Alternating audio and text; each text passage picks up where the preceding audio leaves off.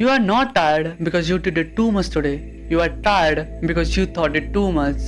Replaying a conversation that is 3 days ago. Rewriting a text in 5 different ways before sending it. None of that is in your to-do list, but your mind did it anyway all day quietly. In ancient time, a warrior sat down in the middle of the battlefield, not from the weakness, but because he thought himself into a total freeze.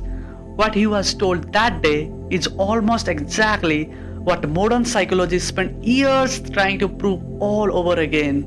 And by the end of this video, I'm gonna give you 3 steps that is gonna completely change you and your overthinking. Basically, overthinking wears a mask. It feels like being responsible and careful. And that is why it is hard to catch that. Real thinking has endpoint. You word the facts, land somewhere and move on. Overthinking has no endpoint. It's the same worries dressed up differently each time, going in circles. You are not solving anything, you are just leaving the problem again and again and calling it figure this out.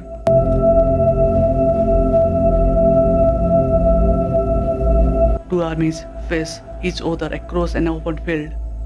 Arjun is the greatest archer alive, trained his whole life for this moment. But when he looks across the field, he doesn't see enemies. He sees his teachers, his cousins, the people who taught him to hold a bow in the first place. His mind runs every outcome. What if I lose? What if I win? What if I refuse to fight?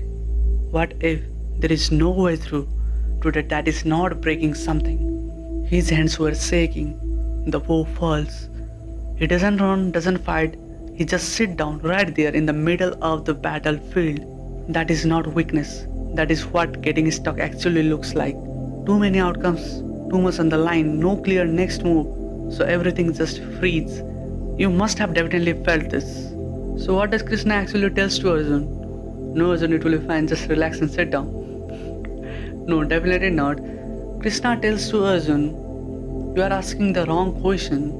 In simple word, you have the say in the effort you put in. You don't have a say in how it is gonna turn out.